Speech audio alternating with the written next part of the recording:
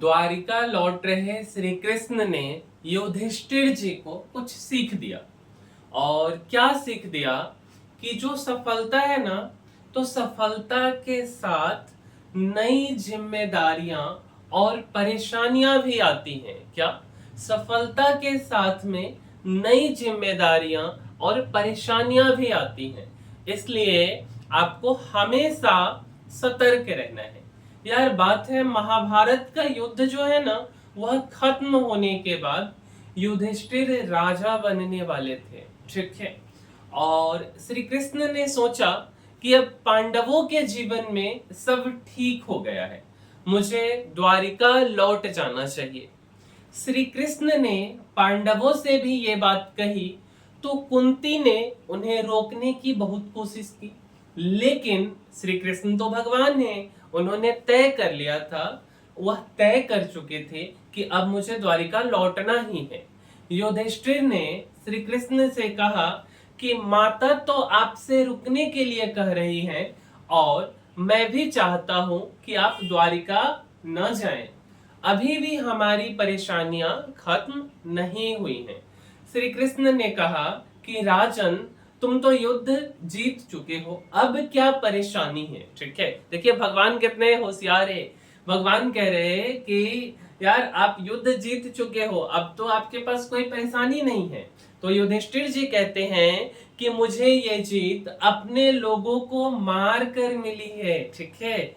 मैंने कभी सोचा भी नहीं था ये जीत इतना दुख देगी। श्री कृष्ण से कहा, राजा बनना और राजा बने रहना बहुत मुश्किल है। धर्म बचाने के लिए आपने युद्ध किया और उसके बाद आपको ये जीत मिली है।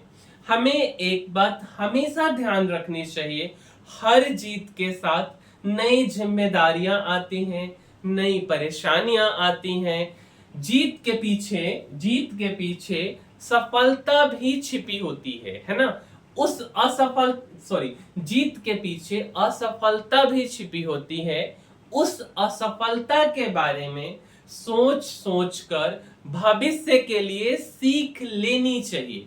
सफलता मिलने के बाद भी हमें सतर्क रहना चाहिए, लापरवाही और अहंकार से बचना चाहिए।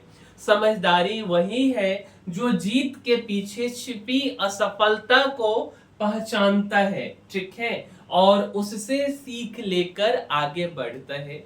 युधिष्ठिर ने बताया कि उन्हें बात समझ आ गई है, लेकिन जो श्री कृष्ण युधिष्ठिर को देखकर समझ गए थे कि इन्हें अभी बात पूरी तरह समझ नहीं आई है। श्री कृष्ण ने युधिष्ठिर से कहा कि हमें भीष्म के पास चलना चाहिए, वही राजधर्म से जुड़ी बातें अच्छी तरह समझा सकते हैं। इसके बाद श्री कृष्ण पांडवों के साथ भीष्म के पास पहुंचे। भीष्म पितामह ने पांडवों को राजधर्म के बारे में समझाया था। यह तो उधर की कहानी है, लेकिन इस कहानी से सीख क्या मिली? सबसे पहला सीख कि सफलता के साथ आपको नई समस्या भी आएंगी।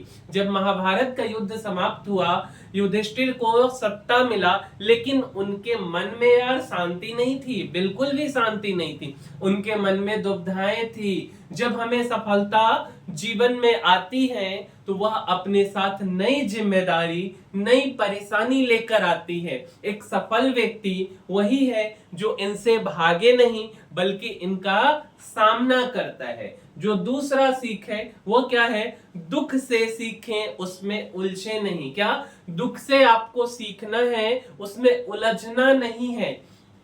कई बार सफलता के बाद भी हम अशांत रहते हैं। युधिष्ठिर का दर्द इस बात का प्रमाण है।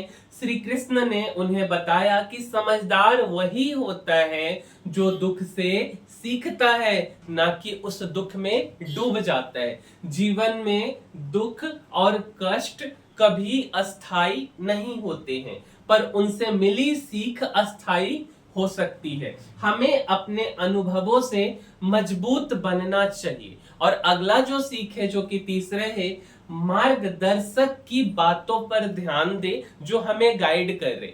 श्री कृष्ण ने युधिष्ठिर को यह भी बताया कि जब मन आपका उलझ जाए तो अनुभवी और ज्ञानी लोगों से मार्गदर्शन लेना चाहिए। इसलिए वे भीष्म पितामह के पास चलने की सलाह देते हैं। जब भी जीवन की दिशा अस्पष्ट न हो तो वरिष्ठों, गुरुजनों, अनुभवी लोगों से सलाह लेनी चाहिए और उनकी बातों को जीवन में उतारना चाहिए। सफलता के साथ में जो कि आखिरी सीख है, विनम्रता बहुत जरूरी है। युधिष्ठिर की पीड़ा उनकी संवेदनशीलता और विनम्रता को दर्शाती है। यह गुण हर सफल व्यक्ति में होना चाहिए। विनम्रता और आत्मनिरीक्षण सफलता को टिकाऊ बनाते हैं। जो व्यक्ति सफलता को केवल अभिमान का कारण बना लेता, वह अकेला रह जाता है। तो यही कुछ सीख है इस कहानी से मेरे भाई, कृष्ण और युधिष्ठिर जी के बातों विचारों से। तो यार इस वीडियो में इतना ही। और अगर आपको वीडियो अच्छा लगा है मेरे भाई, तो यार लाइक, शेयर और सब्सक्राइब जो है इस चैनल को जरूर कीजिए। मिलते हैं अगले वीडियो में, तब तक के लिए धन्यवाद।